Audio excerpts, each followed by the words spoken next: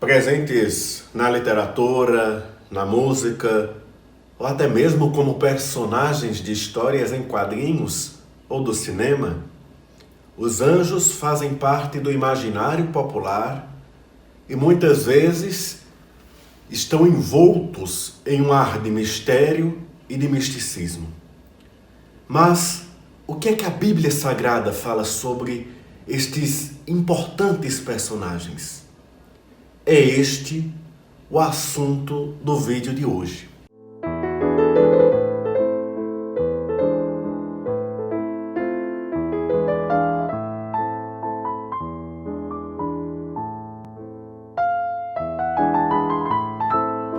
O primeiro versículo que nós vamos citar na Bíblia está em Hebreus capítulo 1, versículo 14, em que nos dá uma clara definição sobre o que são os anjos. Diz assim: não são todos eles espíritos ministradores, enviados para serviço a favor dos que hão de herdar a salvação? Desta feita, nós podemos perceber pelo texto sagrado que os anjos são espíritos. E é exatamente procurando o que a Bíblia fala que nós não vamos aqui debater ou discutir os sexos dos anjos, mas nós vamos ver quais são as informações que o texto sagrado traz para a gente. O próprio Senhor Jesus ensina lá no livro de Mateus, capítulo 26, que existem legiões de anjos, existem inúmeros, incontáveis anjos. E ao longo da Bíblia, nós percebemos algumas classes, algumas categorias de anjos. Uma dessas classes, muito conhecida, é a classe dos querubins, que aparecem logo no primeiro livro da Bíblia, no Gênesis, capítulo 3, versículo 24. Nesta passagem, o narrador fala que o primeiro casal foi expulso do jardim do Éden. E no versículo 24 ele explica: e expulso o homem, colocou querubins ao oriente do jardim do Éden, e o refulgir de uma espada que se revolvia, para guardar o caminho da árvore da vida. O que nos dá a entender é que essa classe de querubins consiste em uma escolta angelical específica, que tem como objetivo garantir a proteção e a santidade. Outra característica, outra categoria de anjos que nós vemos são os serafins. Eles aparecem lá no livro de Isaías, capítulo 6, em que o narrador diz que serafins estão diante do trono de Deus. E estes serafins possuem 6 asas. 2 que lhes cobrem o rosto, 2 que lhes cobrem os pés e mais 2 com as quais eles voam. Assim, nós podemos inferir que os serafins, na verdade, são anjos que preparam a reconciliação. Porque quando Isaías tem a visão daqueles anjos, ele percebe que precisa se aproximar de Deus. A Bíblia também fala sobre 2 personagens angélicos bastante interessantes. Um deles é Gabriel. Gabriel aparece tanto no Antigo Testamento quanto no Novo Testamento.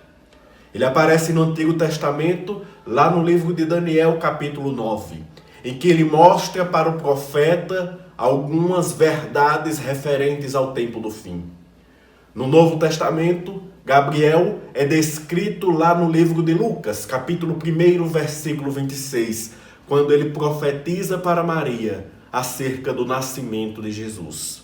Um outro personagem é Miguel, conforme mostra lá no livro de Apocalipse, capítulo 12, em que houve peleja no céu.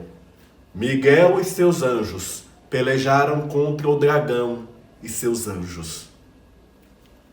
Mas, fazendo este breve bosquejo com relação a presença dos anjos na Bíblia, uma importante lição que podemos tirar está também no livro de Apocalipse, capítulo 22.